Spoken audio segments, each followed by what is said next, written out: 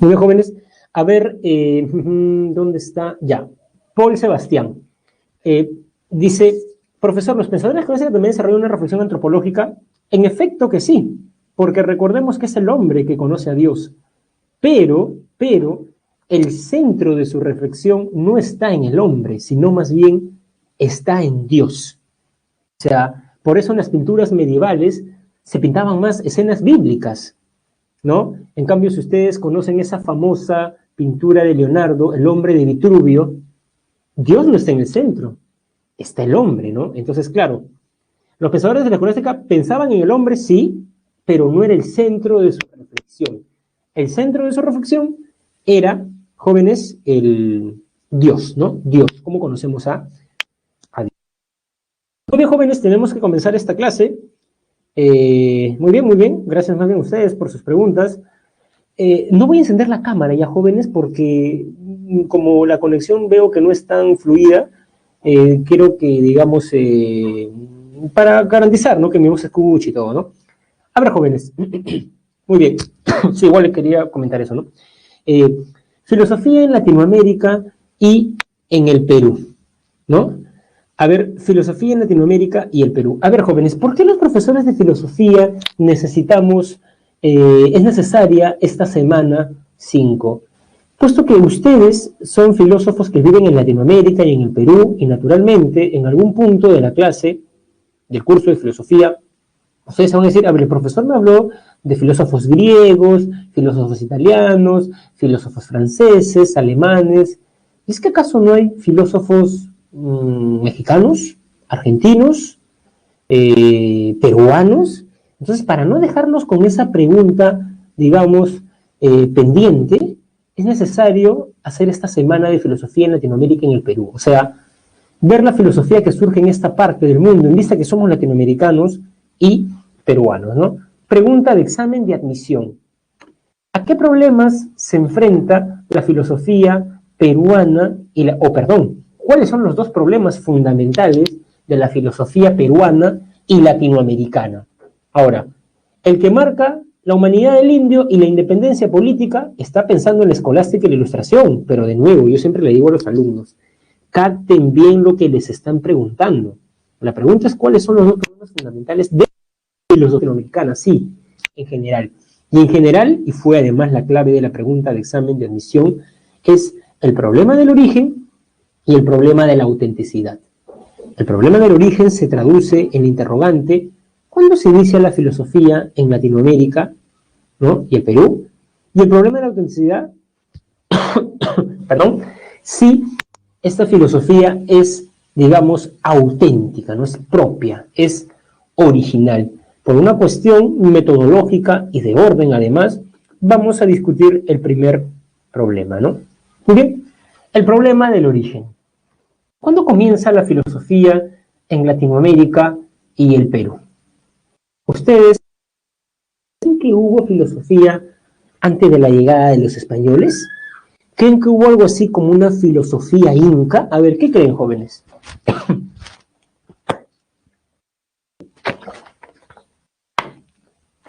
Si quieren por audio, si quieren lo escriben, como ustedes crean conveniente. ¿Hubo una filosofía inca? ¿Qué creen? Pues nos dice, profesor, está en el estadio teológico. Ya, este es todo un debate.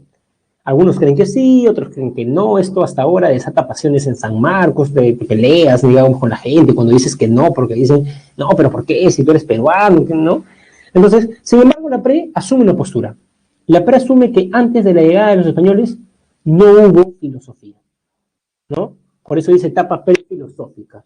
Y lo que existía antes era una concepción mítico-religiosa, o como lo ha dicho muy bien Paul, recordando a Comte, ¿no? Estaban en el estadio teológico, podríamos decir.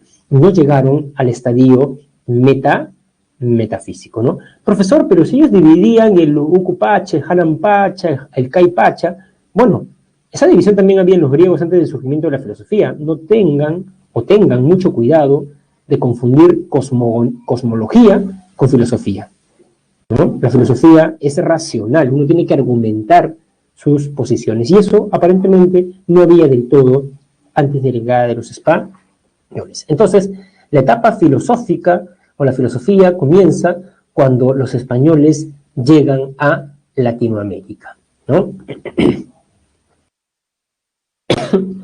Muy bien, tenemos la escolástica, ¿no? Muy bien, tenemos el problema de la escolástica. Esto lo cuenta un filósofo mexicano muy inteligente que se llama Luis Villoro. Luis Villoro dice que por más que los españoles, los alemanes, muchas veces no iban a la India, China, sabían que existían estos pueblos y, por ende, digamos, estaban representados en sus mapas. Pero el caso de Latinoamérica es distinto porque los filósofos, los europeos no sabían nada de América. Además, ustedes saben que siguen una ruta de la seda, quieren llegar a la India y de pronto llegan a América. Por eso los llaman indios, ¿no? A los que nosotros llamamos ahora indígenas, ¿no? Entonces, dice Villoro que ese choque con esa cultura, esas personas americanas, fue tan radical, se toparon con un otro tan diferente, que asesinaba niños, que tenían rituales sangrientos, que comían el corazón en hecatómbes humanas, cuentan algunos cronistas, ¿no?, que siguieron a Cortés en Mesoamérica. Entonces, la primera pregunta en suelo latinoamericano, jóvenes, es, de los españoles, claro, ¿esto que estoy viendo son seres humanos? Esto se llama el famoso problema de la humanidad del indio. Y esta pregunta, desde luego, es muy etnocéntrica. ¿Qué más podrían ser, no? Saibaimán, no sé, qué tipo raro de mono, ¿no? O sea, no sé a qué viene la pregunta, pero la pregunta existió. Y no solamente existió la pregunta, jóvenes, sino que uno de estos dos pensadores consideraba que los indígenas no eran seres humanos. Mi pregunta es, ¿cuál? ¿Quién consideraba que los indígenas no eran seres humanos? A ver, creo que están respondiendo. ¿No? Muy bien, Ginés de Sepúlveda, ¿no? En efecto, ahora, quiero que entiendan, jóvenes, ¿qué argumento daba Ginés? Ginés era aristotélico, y Ginés, como aristotélico, consideraba que el hombre es un animal racional. Si los indígenas no tienen razón, por ende, no son seres humanos. Ahora, claro, uno de ustedes, con razón, podría preguntarle a Ginés de Sepúlveda, pero a ver, ¿en qué se basa usted para decir que los indígenas no tienen razón? Y Ginés diría, bueno, no tienen artes, no tienen ciencia y tienen prácticas salvajes. Ginés recordaba esta costumbre de los aztecas de comer el corazón de, digamos, sus esclavos de guerra, ¿no? Bueno, esta práctica se explica, y le explica muy bien Luis Villoro, este filósofo mexicano. Lo que pasa es que los aztecas creían que cada cierto tiempo el cosmos, el mundo, se podía detener, y la gasolina del mundo era la sangre, de modo tal que los ritos tenían que ser sangrientos para que el cosmos siga en movimiento, para que el sol se mueva, ¿no? Entonces, ¿son seres humanos quienes se comen el corazón de otros? No, decía Ginés de Sepúlveda. Sin embargo, quien decía que sí es Bartolomé de las Casas, ¿no? Bartolomé de las Casas. Bartolomé dice que ellos son seres humanos porque tienen razón. ¿Y cómo sabe Bartolomé que los indígenas tienen razón? Porque la razón, dice Bartolomé, es la facultad de distinguir lo verdadero de lo falso. Sucede que los españoles llegaron, ¿no? Sucede que los españoles llegaron con una religión verdadera, la monoteísta, el cristianismo, y los indígenas tenían la religión falsa, politeísta. Muchos de ellos tuvieron que decidir entre estas dos religiones y llegaron a la conclusión de que la religión verdadera era el cristianismo. O sea, los indígenas conversos que adoptaron el cristianismo son la prueba fehaciente de que los indígenas tienen razón, ¿no? Ojo, este debate no era un debate de escritorio. Ellos se juntaron en la famosa controversia de Valladolid, ¿no? En la controversia. Es más, si ustedes van a YouTube, van a encontrar, jóvenes, yo estaba editando de 8 a 9, feliz de la vida, y 8:45 se fue la luz, imagínense. Al salón que editaba de 8 a 9, los dejé con una parte de la clase que no les di, que voy a recuperar, y yo tenía, como todas las clases, mis videos de YouTube para recomendarles, y tenía una película de la controversia de Valladolid, que prometo dársela la siguiente semana, porque ustedes como peruano creo que deben conocer este este debate, ¿no? Ellos se encontraron y discutieron, ¿no? Muy bien, a ver, Paul nos dice, claro, muy bien, muy buena inferencia, Paul, ¿no? Claro, si les preguntan, la escolástica peruana reflexionó sobre un tema ontológico, antropológico, la humanidad del indígena. Ese es un problema antropológico, Paul, ¿no? Muy bien, muy bien. Ahora, o sea, hay que ser siempre preciso, ¿no? Los escolásticos, eso en realidad suena a Tomás de Aquino, ¿no? Tomás de Aquino era un escolástico, ¿no? Estamos hablando de la escolástica latinoamericana, ¿no? Por ejemplo, la Ilustración. No vamos a hablar de Voltaire, Rousseau, Diderot, D'Alembert, Montesquieu. Estamos hablando de la Ilustración peruana. Si la escolástica, jóvenes, ¿no? Si la escolástica, bueno, Tomás de Aquino es el gran representante de la escolástica. A ver, ¿qué pasa acá? ¿Qué pasa acá? Ya, a ver. La escolástica, digamos, es la fe sobre la razón, ¿no? En cambio, jóvenes, la Ilustración es lo contrario. Entonces, en ese sentido, la Ilustración es la razón sobre la fe, ¿no? Muy bien, claro, en el mundo, digamos, europeo se hablaba de la autonomía de la razón respecto de la fe, porque en la escolástica se sometió, desde luego que sí. Pero en Latinoamérica, más que hablarse de la autonomía de la razón, se habló de la autonomía política. Y ahí pasamos al tema de la independencia, hay que señalar esto, ¿no? La humanidad del indígena, la independencia de América, ¿no? Estoy seguro que ustedes conocen a Vizcardo y Guzmán, ¿no? Famoso autor de la Epístola a los Españoles Americanos. A ver, quiero que entiendan el argumento. El argumento de Juan Pablo y Vizcardo y Guzmán, jóvenes, es el siguiente. Hay españoles que se quedaron en España y, digamos, no quisieron arriesgarse a venir a América, pero hay españoles que vinieron a América, dieron todo por conquistar América, incluso sus vidas. En principio, el motín de América le pertenece a ellos, pero como ellos han muerto, lo justo es que le pertenezca a sus hijos, que son españoles, pero como nacieron en América, son españoles americanos, o lo que luego la historia va a llamar criollos. Entonces, la corona, según Vizcardo y Guzmán, le da la espalda a estos criollos, siendo él uno de ellos, y dirige la riqueza fundamentalmente a España, a esos cobardes, dice Vizcardo y Guzmán, que nada hicieron por conquistar el Perú. Para un peruano, un indígena y un, digamos, español americano, un español de España es un extranjero al cual nada le debemos. Así que debemos rebelarnos.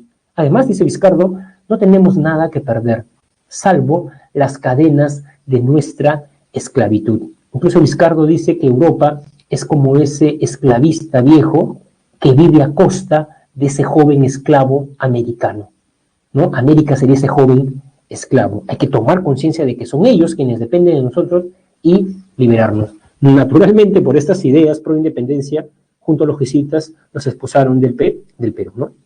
¿Miren? Romanticismo. El romanticismo es los sentimientos sobre la razón. Eso se ve muy bien en Goethe, en las cuitas del joven Werther.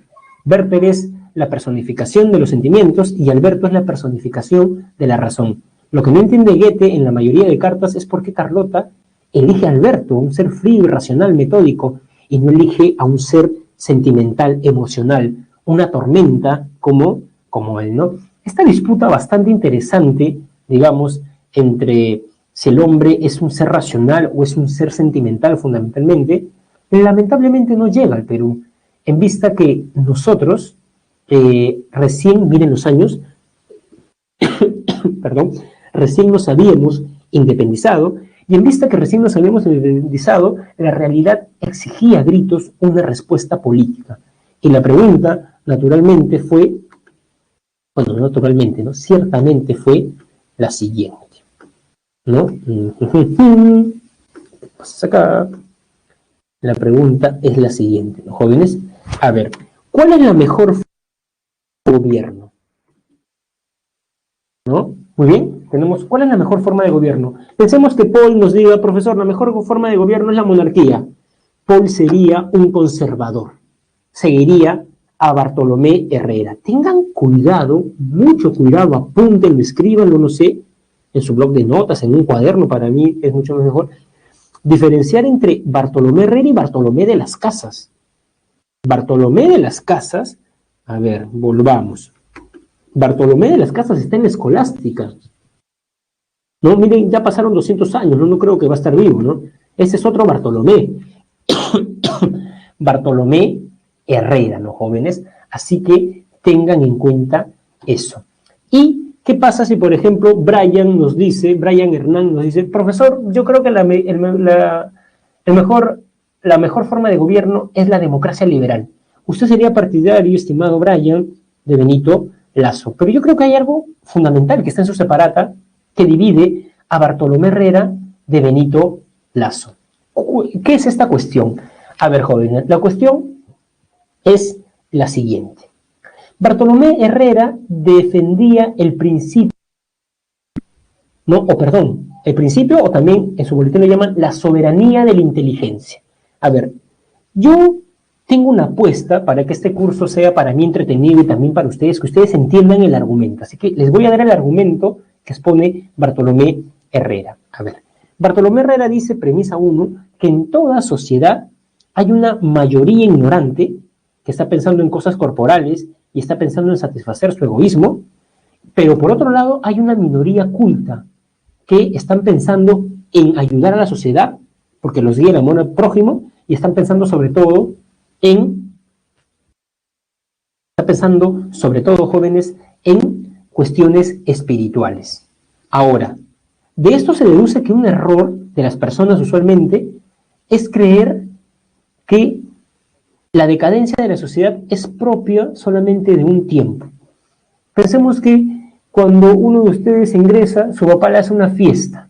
Muy bien, y de pronto uno de ustedes pone una canción de reggaetón y su padre comienza a escuchar esa canción, comienza a ver cómo bailan y dicen, ¿qué es esto, no? En mis tiempos no había esto, la juventud está perdida. Bueno, habría que decirle a ese señor que hace esa reflexión, ¿qué grupo te gusta, papá?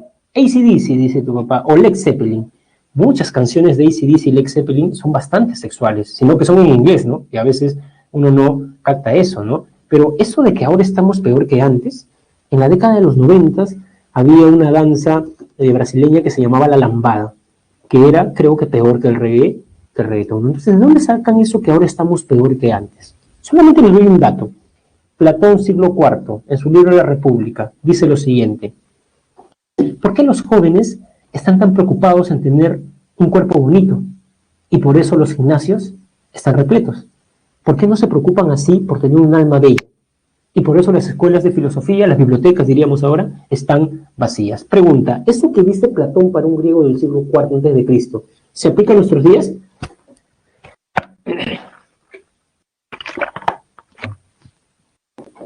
¿Jóvenes? Desde luego. Entonces, ¿de dónde sale que ahora los jóvenes son superficiales? Esto es duro, jóvenes, pero siempre han sido así. Siempre la mayoría ha estado en banalidades, ¿no? En banalidades, ¿no? Pero siempre ha habido una minoría que da gusto de que sean seres humanos, ¿no? Porque son nobles, porque quieren ayudar a los otros y porque están en cuestiones espirituales, ¿no? Entonces, lo que te preguntaría, Herrera, es, si tú tienes que decidir entre la mayoría ignorante y la minoría culta, ¿a quién le dejarías el destino de América? La respuesta a ojos cerrados, según Bartolomé Herrera, es a la minoría culta. Es más, cuando uno de ustedes percibe a alguien más inteligente, ustedes se someten a su soberanía. Por ejemplo, he visto cuando entré al salón que tuvieron clase de biología. Su profesor de biología aproximadamente vendrá estudiando 10 años de biología. Por más que ustedes tengan varios conocimiento de la biología, no creo que dude de lo que diga su profesor, porque saben que su profesor sabe y se someten no es que van a estar cuestionando a cada momento lo que dice su profesor. Saben que él es más inteligente en ese tema que ustedes tienen más conocimiento y se someten a su autoridad. Entonces, hay que someternos a los entendidos, dice Bartolomé Herrera. Benito Lasso encuentra en esto un problema, que Bartolomé Herrera supone una jerarquía, y la gran enseñanza para Benito Lasso, jóvenes, la gran enseñanza de la Revolución Francesa es que todos somos iguales, y por ende Benito Lasso defiende la soberanía popular. No hay unos iluminados, el pueblo debe determinar sus políticas de Estado, ¿no? Por eso crea además en una democracia. demos pueblo, kratos gobierno, el gobierno del pueblo. Lo que suelen olvidar las personas que dicen esto de Benito Lazo es que Benito Lazo decía que hay que darle el poder al pueblo. A ver, jóvenes, un rato voy a tomar un poquito de agua.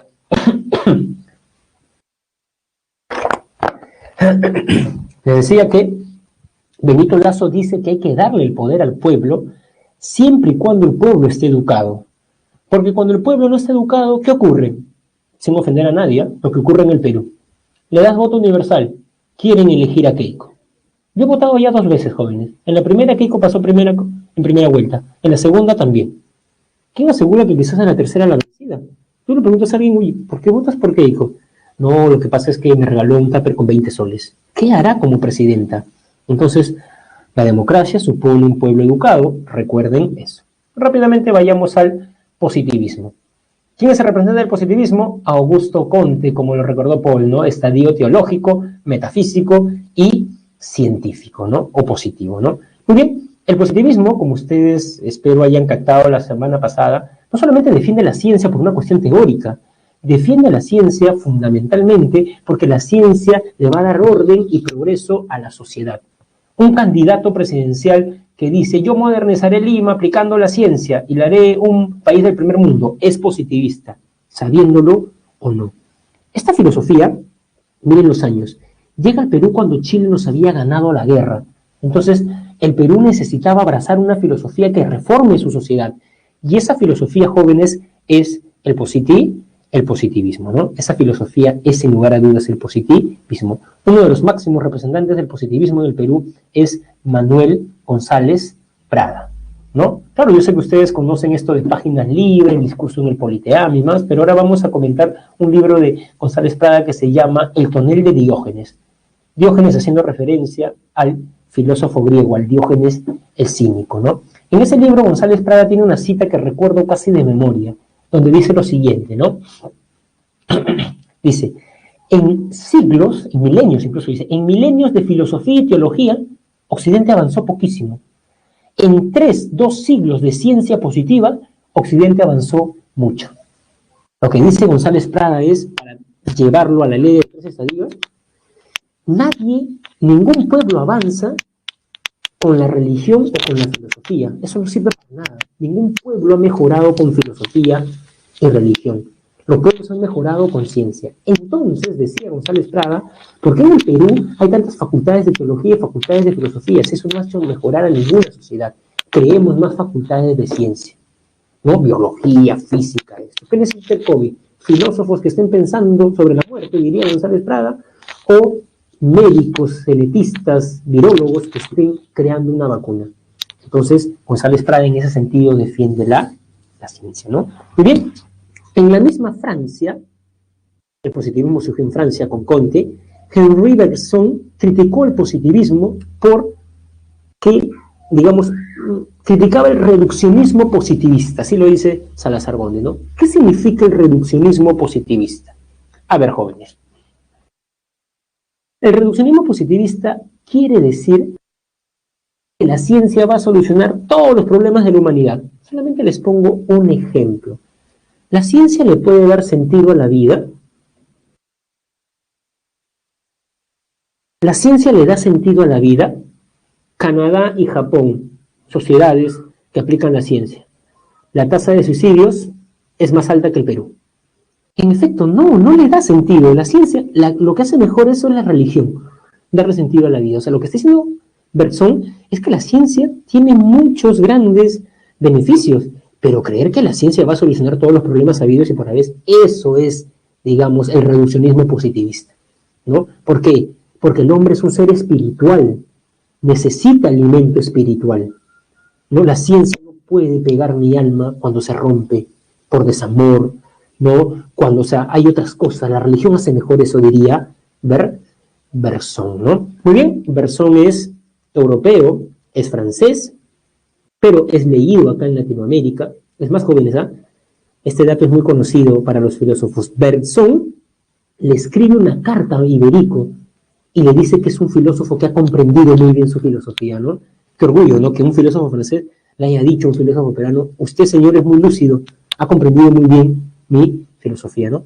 Pero a quien vamos a ver el día de hoy es la Facultad de Derecho, rector de San Marcos y ministro de Educación del Perú, Alejandro Deusto. Alejandro Deusto, perdón, Alejandro Deusto, jóvenes, solía defender que el espíritu es libertad. Él decía eso, ¿no? A ver, ya. Ahora vamos a poner acá esto. El espíritu se manifiesta en la libertad. Y el modo de vida en el que soy más libre es en la vida estética, ¿no? O sea, ¿en la vida real somos plenamente libres? No, nos resignamos frente a muchas cosas. Yo quisiera ahorita estar en mi casa dando la clase, pero estoy en un lugar distinto, digamos, ¿no? En la vida laboral somos totalmente libres, no, a veces quisiera hacer otras cosas, pero digamos, ¿no? Mi campo laboral es este, ¿no? Entonces, ¿en la vida amorosa somos plenamente libres? No. En muchas vidas no somos plenamente libres, pero hay una vida donde somos libres cuando creamos, jóvenes, ¿no? Cuando yo creo, ¿no? La creación, yo no me tengo por qué someter a ciertos cánones. Lean el poema 2 de Trilce. Tiempo, tiempo, tiempo. Nombre, nombre, nombre. Es un poema, ¿no? O lean a Edison. Es una hoja blanca, más o menos donde dice periodo, ¿no? Edison te pone, y vas abajo, y acá, mira arriba. Ese es el poema. ¿Vieron? Quiso crear eso. Los pintores también prueban muy bien eso, ¿no? Los pintores prueban muy bien eso. Si uno de ustedes maneja la técnica del óleo y estuviéramos en el ciclo presencial, puede pintar a todos ustedes levitando en un salón de clase, ¿no? Desde luego que sí. Profesor, pero eso no se da en la realidad. Y podríamos decirle, ¿quién ha dicho que el arte refleja la realidad? ¿No? Alejandro Deusto tiene esta defensa de la vida estética, ¿no? Y bueno, eso es verdad, ¿no? La vida estética nos hace sentir libres, ¿no? Frente a otros tipos de determinaciones. Sin embargo, Alejandro Deusto, como toda luz, tenía su sombra, ¿no? Digamos, tenía ideas problemáticas, ¿no? Por ejemplo, Alejandro Deusto consideraba que la raza indígena era una raza agotada. Y Alejandro Deusto, precisamente, también consideraba, jóvenes, que para mejorar al Perú había que traer personas de Alemania, de Inglaterra, de Italia, y combinarnos con esas razas superiores. Es más, parece que en esto lo siguió un presidente de la República Aristocrática que le dio carta libre a estas personas, ¿no? Ahora, ¿alguien sabe cómo? Muy bien, ¿no? Creo que era el guía y otro, sobre todo otro. ¿No? Se me dio el nombre, discúlpenme, ¿no? Lo voy a buscar bien en mis apuntes y se los voy a dar, ¿ya? 1, 2, Clemente Palma. Clemente Palma sustentó su tesis en San Marcos. Cuando ingresen, léanla, sobre el porvenir de las razas. Es pequeña. ¿Qué dejen de ahí? Que para mejorar al Perú tenemos que combinarnos con razas superiores. ¿Cuánto sacó Clemente Palma, hijo de Ricardo Palma, en su tesis? 20. Summa cum laude, se decía en ese entonces. La gente pensaba así. Ahora, uno de ustedes podría, y con razón creo yo, decir, profesor, ¿qué nos hace hablando del siglo XVI, siglo XVIII? ¿Acaso el Perú no tiene problemas actuales, profesor? ¿Por qué los filósofos paran en las nubes en el pasado? O cosas así, ¿no? Jóvenes, esta idea de Alejandro Deusto es una idea que la sociedad sigue teniendo en el imaginario social, lo que llaman, digamos, los sociólogos. ¿Qué hay detrás de la frase de un padre que le dice a su hija o a su hijo? Hijo, ya sabes, ¿ah? Debes mejorar la raza. ¿O qué hay detrás del discurso El perro del hortelano que escribió Alan García contra los de Bagua? Dice, estos indígenas creen que el cerro está vivo, ¿no? Por favor, ¿no? Jóvenes, con pena hay que decir que esto se sigue dando. Nos seguimos creyendo que somos una raza inferior.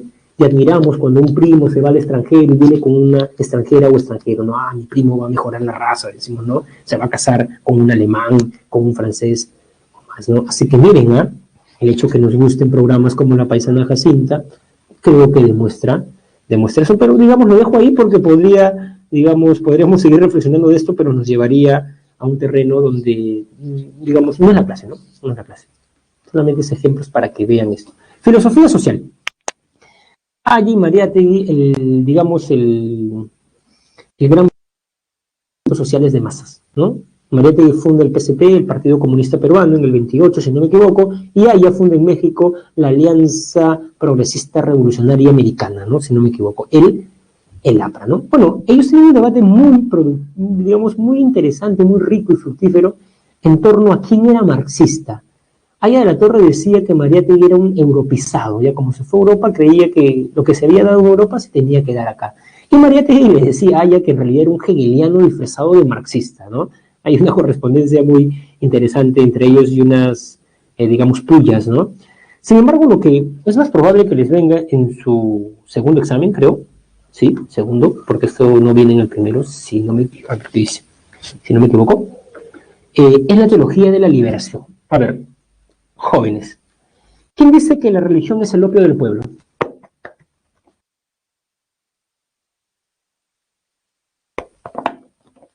Muy bien, por la cultura filosófica. Marx. ¿Qué quiere decir esa frase de Marx? A ver, les pongo un ejemplo nada más. El día de hoy camino de mi casa a la iglesia.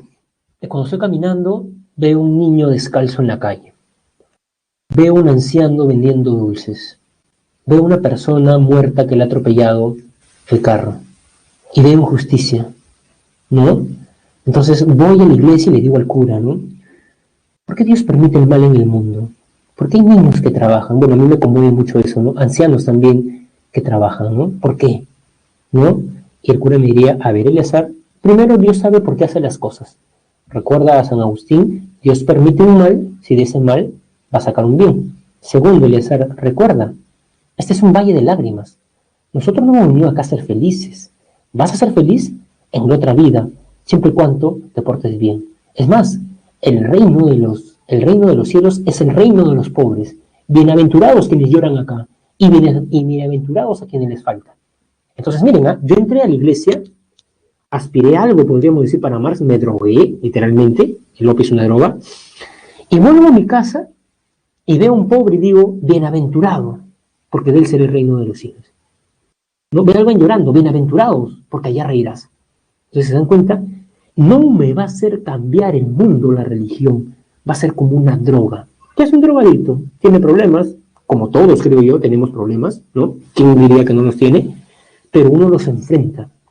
El drogadicto llega a la noche, se droga, sus problemas se desvanecen, pero al día siguiente siguen. La religión no ha cambiado, dice Marx, eso, ¿no?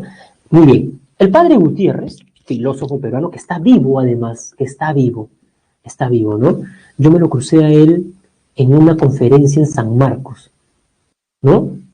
Y él estaba en primera fila, y algo que me pareció muy humilde de él, es que estaba con una hoja apuntando lo que decía. Un joven, además de 30 años, que estaba explicando algo. Pero es una persona muy humilde, muy agradable. Él hace una crítica muy lúcida a Marx, ¿no? El famoso padre Gutiérrez. El padre Gutiérrez dice que Marx no ha entendido bien los evangelios.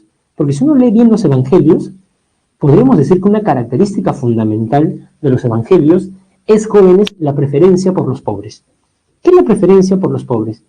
El cristianismo es una religión de los desaventurados. Es más, les recomiendo, por favor, que lean la Biblia, ¿no? Voy a poner acá, Mateo 25:35, ¿no? Por ejemplo, en esa parte de la Biblia, hermosa en realidad, Jesús, ¿no? Separa a la humanidad en dos, ¿no? A los de la derecha, los bienaventurados, y a los de la izquierda, los malditos. Y a los de la, digamos, derecha, los bienaventurados, le dice, ¿no? Lo siguiente, en efecto, ponlo en efecto, ¿no? Le dice, porque tuve hambre y me diste de comer, tuve sed y me diste de beber, fui forastero y me recogiste, tuve frío y me cubriste, ¿no? Ah, ya lo googleaste, ah, caramba, ya. Yo pensé que teníamos acá una persona con mucha cultura, bueno, lo que permite la tecnología, ¿no? Me ha causado un poco de gracia lo que he hecho, pero ya, está bien, ¿no? Entonces, digamos, es eso, ¿no? A ver, quiero que entiendan, por favor, jóvenes, digamos, quiero que entiendan esto, ¿no? Jesús le dice a hizo, porque tuve hambre y me diste de comer, tuve frío y me cubriste. Y esas personas le dicen a Jesús, Jesús, pero yo cuando te di de comer, yo cuando te vi como forastero, y Jesús le dice una respuesta genial que todo cristiano debe recordar. Si lo hiciste con el más pequeño, si lo hiciste con el pobre, lo hiciste conmigo. Esa me parece una parte muy sabia porque, jóvenes, nosotros no vamos a ir al cielo, si es que vamos a ir, Dios, por una misa. Vamos a ir por cómo tratamos a los pobres. ¿Cómo trataste a los pobres en este contexto de COVID? Hay gente que le está pasando muy mal. ¿Nos estás ayudando? Jesús va a ver eso. Porque lo que hagas con un pobre, lo haces con él. Entonces, lo que dice el padre Gutiérrez es que el cristianismo se ha caracterizado por la caridad. Yo vivo cerca a una orden de la Madre Teresa de Calcuta. Aquellas monjitas recogen niños y personas ancianas con problemas mentales de la calle. Alguna vez he ido a ayudarlas, ¿no? A darles de comer, a dejar algo. Entonces, los ateos, diría el padre Gutiérrez, que tanto se llenan la boca de que el cristianismo, ¿hacen eso? Bueno, una de las ideas del padre Gutiérrez es que el cristianismo también ayuda, cambia el mundo, y en el caso de Latinoamérica, debe, jóvenes, el cristianismo denunciar el pecado estructural en el que vivimos. Les tengo un documental de la Teología de la Liberación, bueno, se los voy a dar la siguiente semana, jóvenes, porque ya saben que no estoy en mi computadora. Muy bueno, ¿no? De 25 minutos que nos da una buena visión de esto, ¿no? Muy bien, jóvenes, muy bien. Entonces el padre Gutiérrez critica a Marx. La religión no es el opio del pueblo. La religión ayuda a los pobres y la religión debe denunciar la injusticia, ¿no? Me parece una crítica muy interesante la del padre Gutiérrez, ¿no? Pero, sigamos, jóvenes. Sí, el tiempo premia. Yo a veces me emociono y me voy así como hablando de un filósofo y tengo que ver siempre el tiempo, ¿no? Muy bien. Hay más alegría. Ay, ustedes ya están. A ver, jóvenes, a ver. Ahí está, digamos, ¿no? Ahí está el padre Gutiérrez. Está vivo todavía, está vivo, ¿eh? Si por ahí se animan a estudiar, a hacerles una entrevista, es una persona muy cálida, ¿no? Bien. Ajá. El segundo problema. Necesidad. A ver, jóvenes, ¿nuestra filosofía es auténtica? ¿Qué creen ustedes? ¿Es auténtica, es imitativa, es alienada? A ver, quiero escucharlos, o para ser más preciso, leerlos, ¿no?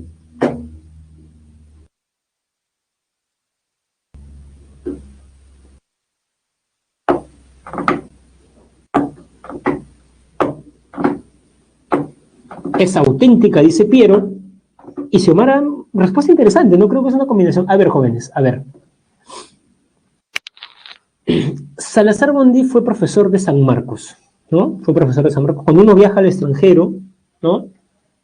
Vas a otro lugar y dices, tú eres de San Marcos, tú estudiaste donde estudió Salazar Bondy. A Salazar Bondy lo conocen en toda Latinoamérica, es un filósofo así de esos titanes, ¿no? Muy bien. Salazar Bondy hizo su maestría en el Colegio de México, en el Colmex, y ahí conoció a Leopoldo Sea. Ambos fueron discípulos de José Gauss, filósofo español que, huyendo del régimen de Franco, fue a la UNAM y hizo una buena escuela, ¿no? Entonces, claro, ellos dos fueron sus grandes discípulos.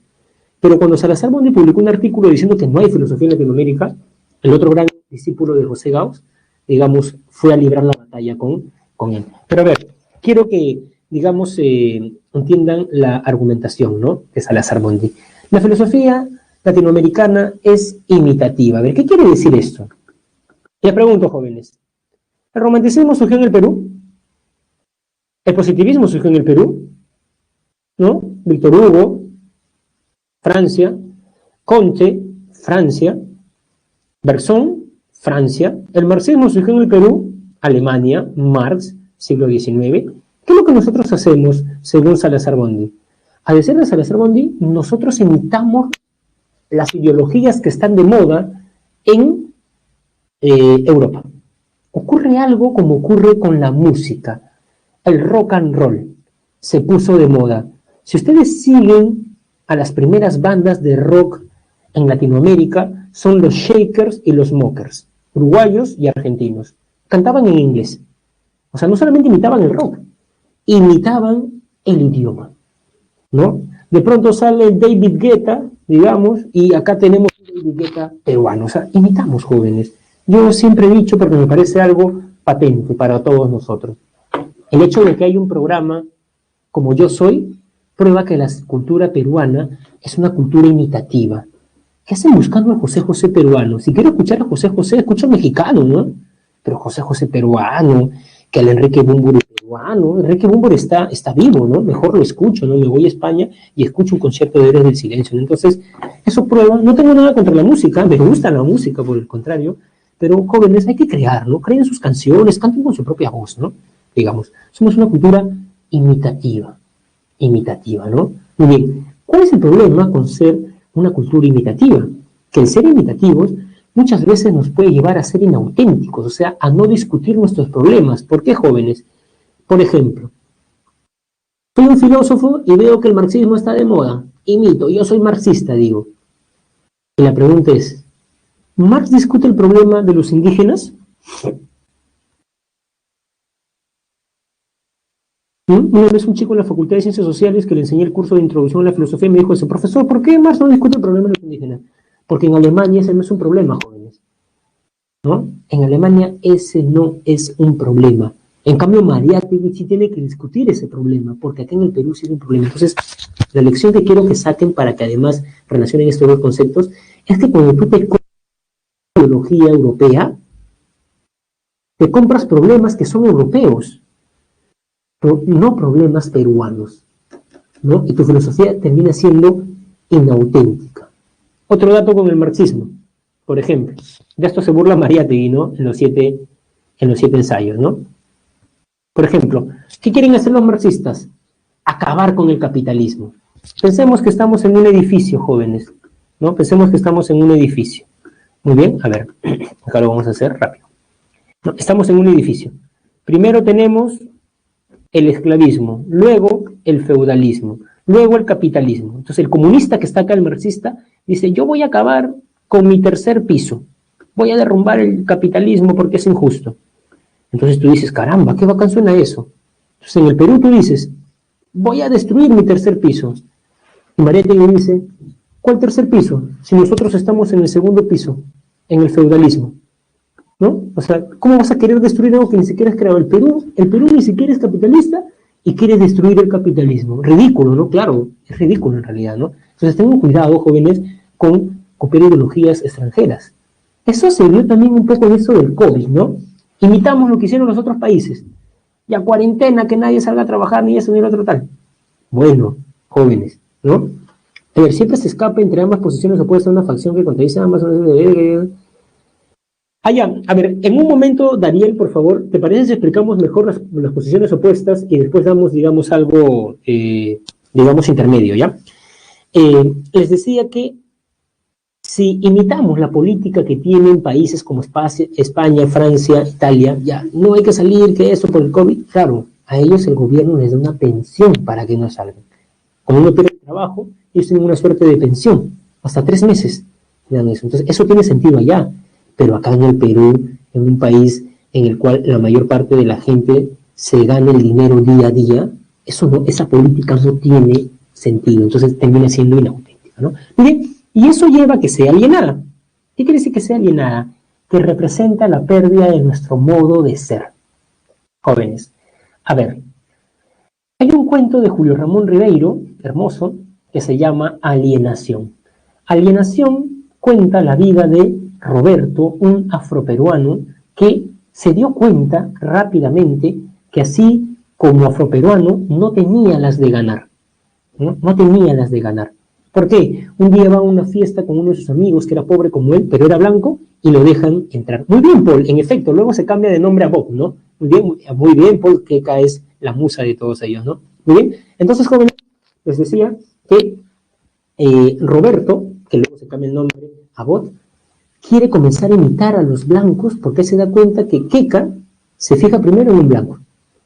Su amigo, como era blanco, lo dejaban ir a fiestas de Miraflores. En cambio, él lo detuvieron una vez. Entonces se comienza a alienar.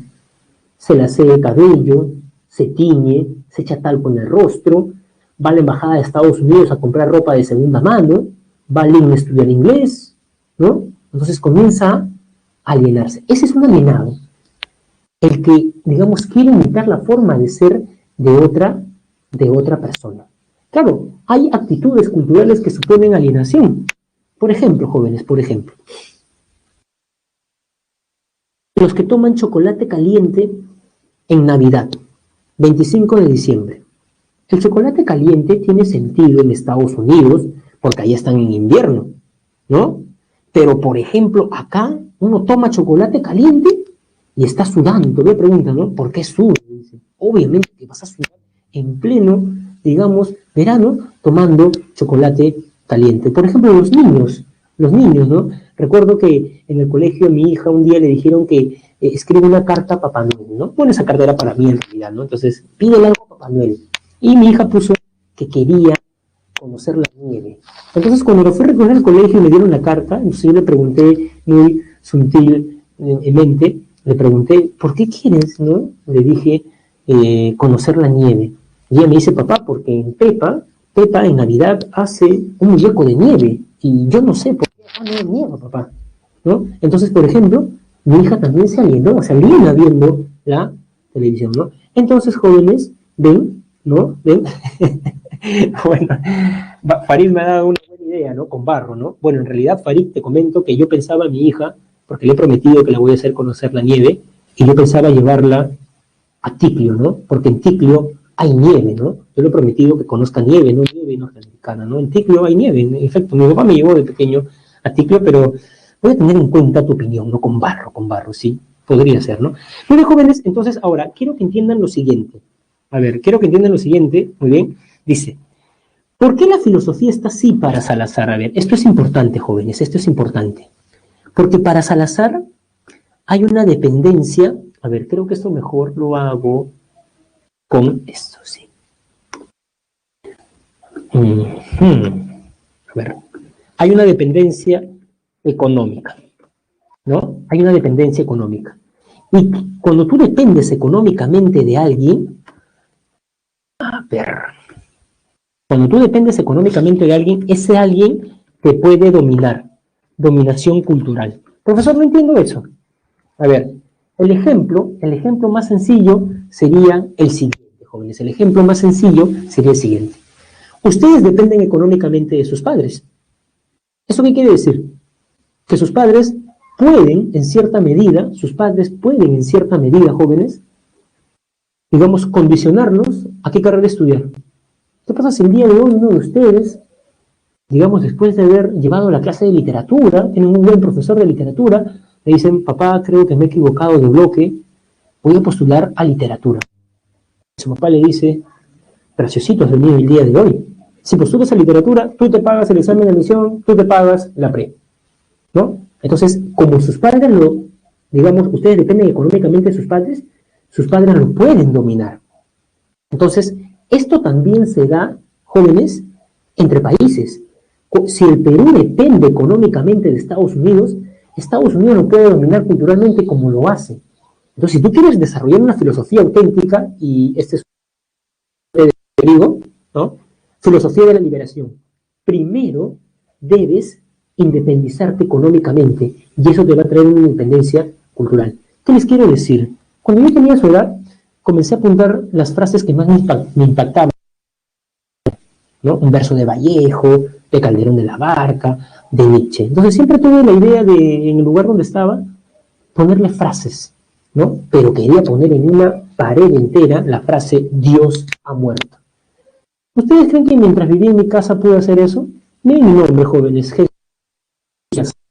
cristianos. ¿Ustedes creen que en mi casa pude haber puesto Dios ha muerto en la puerta? O sea, no, pues no.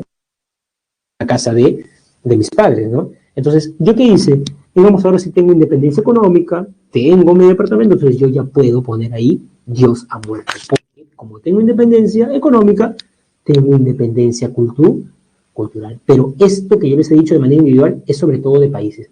El Perú debe desarrollar una industria y luego va a tener. Por eso no es casualidad que Salazar Bondi fue la figura del ministro de Educación del gobierno de Velasco Alvarado, ¿no?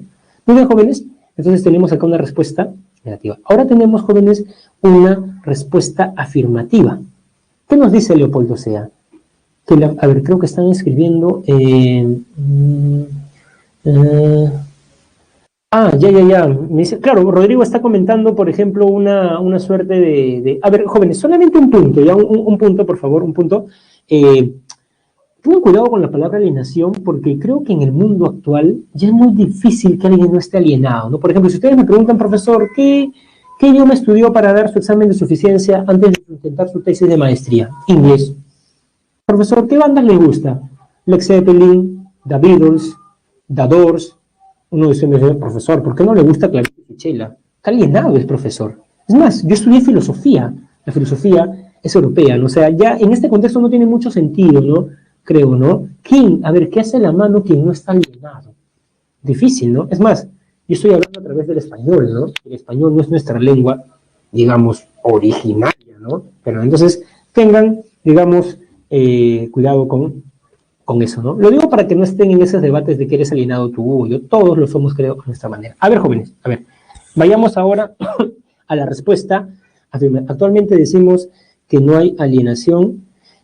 Es que es difícil escapar a la alienación, ¿no, Xiomara? Desde luego que sí. Por ejemplo, tienes que estudiar inglés, tienes que estudiar un idioma para que des un examen de suficiencia antes de egresar de la universidad.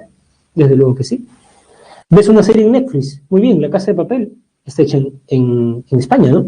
Ves, no sé, Merlí está hecho en Inglaterra, creo, ¿no? Ves de Dark, está hecho en Alemania, ¿no? O sea, ¿quién podría? Estamos en un mundo globalizado y es interconexión de todo, ¿no? De todo. Por eso, esta es una categoría. Pero jóvenes, a ver, volvamos al tema a Leopoldo Sea, ¿no? Leopoldo Sea considera, Leopoldo Sea, jóvenes, considera que la filosofía no es imitativa. Y miren, el ejemplo que pone Leopoldo Sea es muy interesante. El ejemplo que pone Leopoldo Sea es el de Mariátegui. Si bien nosotros decimos que Mariátegui es marxista, todo conocedor de Mariátegui sabe que Mariátegui no es un marxista normal. Primero, el epígrafe, que es la primera frase que aparece en un libro, la frase célebre de Mariátegui, ¿es de Marx? ¿Es de Engels? ¿Es de Lenin? No, es de Nietzsche. Lo que yo le reclamo a la posteridad es que le pongo toda la sangre a mis ideas, ¿no? El mismo Mariátegui decía que el revolucionario necesitaba fe. Yo estoy seguro que si Lenin hubiera leído los 7 ensayos, Lenin hubiera dicho, ¿qué le pasa a este filósofo peruano? Para Lenin el marxismo era una visión científica del mundo. Entonces, claro, Mariátegui discute temas que Marx no discute. El tema del indígena, por ejemplo. Entonces, claro, yo puedo decir soy marxista, digamos como que me asumo en el marxismo, pero eso no quiere decir que mi marxismo va a ser, como dice Mariátegui, una copia y calco, sino que más bien para Mariátegui el marxismo en Latinoamérica no es calco ni copia, sino una creación heroica. Es una cita de Mariátegui, ¿no? Entonces, es más, para el mismo Leopoldo Sea, la filosofía se ha discutido problemas propios. El problema de la independencia, el problema de la humanidad del indio, el problema... es más, este mismo problema de la autenticidad de la filosofía latinoamericana, ¿es un problema europeo o latinoamericano? Este mismo problema que estamos discutiendo, jóvenes, es un problema... ¿no? Muy bien, ¿no? Muy bien. Entonces, tienen dos posturas. Entonces, volviendo a ver, disculpen, volviendo a la pregunta de uno de sus compañeros, Rodrigo, ¿no? No, perdón. A ver, ¿quién hizo la pregunta? A ver, lo que pasa, jóvenes, es que han hablado bastante y ya... Ya, Dariel. Dariel dice, profesor, pero siempre se escapa entre ambas posiciones opuestas una facción que contradice ambas, una suerte de dialéctica, ya que no es totalmente alienada y no es totalmente auténtica. ¿Qué respuesta? Una facción que contradice ambas, una suerte de dialéctica, ya que no es total... Claro, lo que diríamos, más o menos entiendo tu pregunta en ese sentido, es que, a ver, jóvenes, para yo ser una filosofía auténtica, debo conocer la filosofía occidental. Debo leer bien a Nietzsche, debo leer bien a Hegel, debo leer bien a Marx, a Wittgenstein, a Platón, a Aristóteles. Pero no puedo quedarme en ellos, porque Platón discutía problemas de la sociedad ateniense. Entonces yo debo seguir el consejo de Platón y servirme de él para ser un filósofo, pero luego discutir mis problemas propios, ¿no? Entonces, si bien comenzamos siendo alienados, digamos, leyendo a esos filósofos, luego podemos devenir en algo auténtico discutiendo nuestros propios problemas, ¿no? Que es más o menos en realidad lo que también dice Leopoldo Sea, ¿no? Muy bien, jóvenes, entonces con eso hemos terminado la clase del día de hoy. Bueno, voy a darle ahí está, las claves, jóvenes. Muy bien. Vamos a hacer la famosa encuesta. A ver, ¿dónde está? Acá estaba. Muy bien, jóvenes, iniciar una encuesta. A ver, jóvenes, la pregunta es, ¿no? ¿Qué les pareció la explicación del día de hoy? Pueden marcar, digamos, A, si les pareció buena, C, si les pareció normal, D, si les pareció mala, y E, si les pareció muy mala, ¿no? Muy bien, jóvenes, para mí siempre es un gusto hablar de filosofía, compartir los pensamientos, pensar conjuntamente, desde luego que sí. Sé que tienen examen, jóvenes, digamos, espero que les vaya muy bien, ¿no? Mariátegui decía que la filosofía no era auténtica, ¿no? Dice, identifico un pensamiento, digamos, en francés, identifico, ya, eso quiere decir algo, creo, ¿no? Ya, identifico un pensamiento francés, identifico un pensamiento alemán, identifico un pensamiento, digamos, ¿no? Griego, pero no identifico un pensamiento hispanoamericano, ni siquiera español, ¿no? Mariátegui era, digamos, está un poco en contra de eso, ¿no? Aunque hubiese sido mejor que aplicara con más amplitud algunos temas, sí, lo que pasa, Xiomar, es que como tenemos tantos temas en esta semana, miren cuántos periodos hemos hecho, eso, digamos, es a veces un poco difícil, ¿no? Pero sí lo voy a tener en cuenta, ¿no? Para la siguiente oportunidad, ¿no? Muy bien, jóvenes, muy bien, desde luego que sí, ¿no? Muy bien, jóvenes, nos vemos, ha sido un gusto, espero que para ustedes también lo haya sido, y nos vemos la siguiente semana y que les vaya muy bien en su examen.